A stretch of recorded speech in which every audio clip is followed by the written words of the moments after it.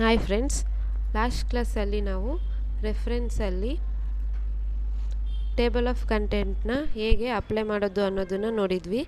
Next ನಾವು ಇವಾಗ ಫೋಟ್ notes ಮತ್ತು ಸಿಟೇಷನ್ಸ್ ಆ್ಯಂಡ್ ಬಿಬಿಲಿಯೋಗ್ರಫಿನ ಯಾವ ರೀತಿ ಆ್ಯಡ್ ಮಾಡೋದು ಅನ್ನೋದನ್ನು ನೋಡೋಣ.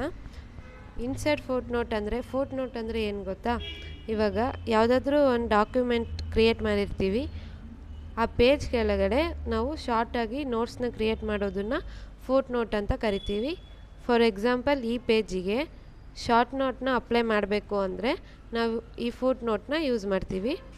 ಈಗ ನೋಡ್ರಿ, ಈ ಪೇಜು ಇಲ್ಲಿ ಇನ್ಸರ್ಟ್ ಫೋಟ್ ನೋಟ್ ಅಂತ ಕೊಟ್ಟಿದ ತಕ್ಷಣ ಈ ರೀತಿ ನೋಟ್ಸ್ ಮಾಡೋಕ್ಕೆ ರೆಡಿ ಆಗುತ್ತೆ. ಇಲ್ಲಿ ನಾವು ಶಾರ್ಟಾಗಿ ಏನಾದರೂ ಬೇಕಂದರೆ ರೆಡಿ ಮಾಡ್ಕೋಬೋದು. ಇದೇ ರೀತಿ ನಮಗೆ ಎಲ್ಲಿ ಬೇಕೋ ಅಲ್ಲಿ, ಯಾವ ಪೇಜಿಗೆ ಬೇಕೋ ಆ ಪೇಜಿಗೆ ಹೋಗಿ ಆ ಪೇಜ್ ಮೇಲೆ ಕ್ಲಿಕ್ ಮಾಡಿ ಇನ್ಸರ್ಟ್ ಫೋಟ್ ನೋಟ್ ಅಂತ ಕೊಟ್ಟಿದ ತಕ್ಷಣ ಇಲ್ಲಿ ನೋಡ್ರಿ, ಫಸ್ಟ್ ಅನ್ನೋದಕ್ಕೆ ಫಸ್ಟ್ ಅಂತ ಬಂದಿತ್ತು, ಇಲ್ಲಿ ಎರಡನೇ ಇದಾಗಿರೋದ್ರಿಂದ ಸೆಕೆಂಡ್ ಅಂತ ಬಂದಿದೆ. ಇಲ್ಲಿ ನಾವು ನೋಟ್ಸ್ನ ರೆಡಿ ಮಾಡ್ಬೋದು.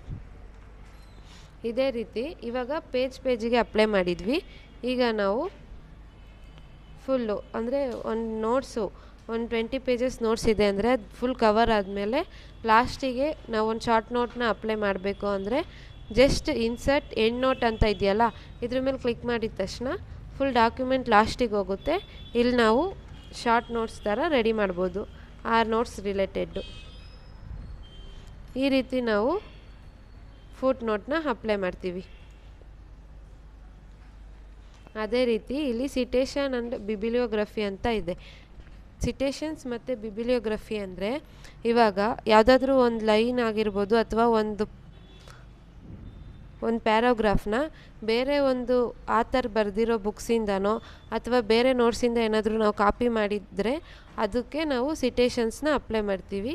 For example, meaning of computer, ಇದನ್ನು ನಾವು ಬೇರೆ ಬುಕ್ಕಿಂದ ಕಾಪಿ ಮಾಡಿದ್ದೀವಿ ಅಂದರೆ ಮೊದಲು ನಾವು ಇದನ್ನು ಸೆಲೆಕ್ಟ್ ಮಾಡಿ ಇಲ್ಲಿ ಇನ್ಸರ್ಟ್ ಸಿಟೇಷನ್ ಅಂತ ಕೊಟ್ಟರೆ ಇಲ್ಲಿ ಆ್ಯಡ್ ನ್ಯೂ ಸೋರ್ಸ್ ಮೇಲೆ ಕ್ಲಿಕ್ ಮಾಡ್ಕೋಬೇಕು. ಇಲ್ಲಿ ನೋಡಿರಿ, ಈ ಥರ ಬಾಕ್ಸ್ ಓಪನ್ ಆಗುತ್ತೆ.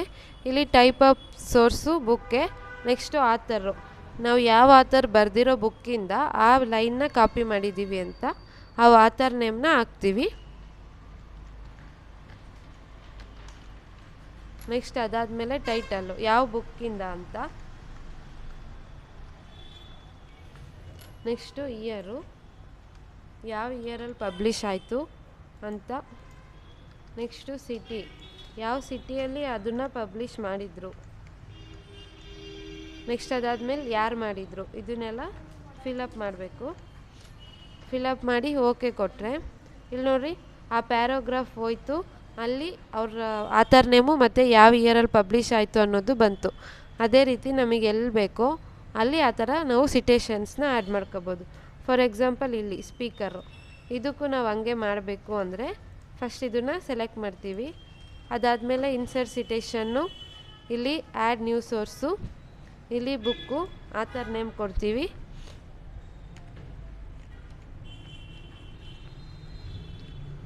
ಅದೇ ರೀತಿ ಸೇಮ್ ಟೈಟಲ್ಲು, ಯಾವ ಇದರಿಂದ ಇದು ಮಾಡಿದ್ವಿ ಅಂತ,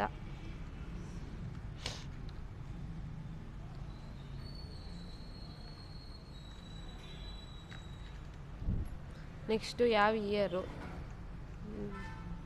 ನೆಕ್ಸ್ಟು ಸಿಟಿ,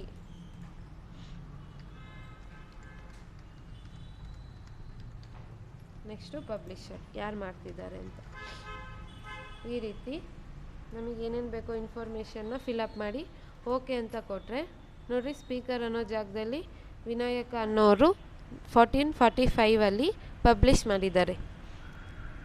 ಈ ಥರ ಆದಮೇಲೆ ನೆಕ್ಸ್ಟು ಬಿಬಿಲಿಯೋಗ್ರಫಿ ಅಂತ ಇದೆ.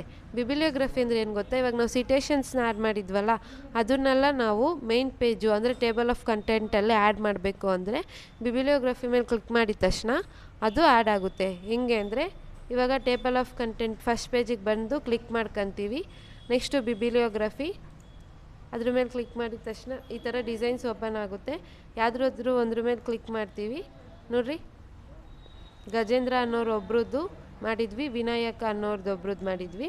ಗಜೇಂದ್ರ ಅನ್ನೋರ್ದು ಕಂಪ್ಯೂಟರ್ ಪಬ್ಲಿಷ್ ಮಾಡಿದವರು ವೇದಿಕ್ ಎಜುಕೇಷನ್ ಸೆಂಟರ್. ಈ ರೀತಿ ನಾವು ಫುಟ್ ನೋಟ್ನ ಅಪ್ಲೈ ಮಾಡ್ಬೋದು ವಿತ್ ಸಿಟೇಷನ್ಸ್ ಆ್ಯಂಡ್ ಬಿಬ್ಲಿಯೋಗ್ರಫಿ ಕೂಡ.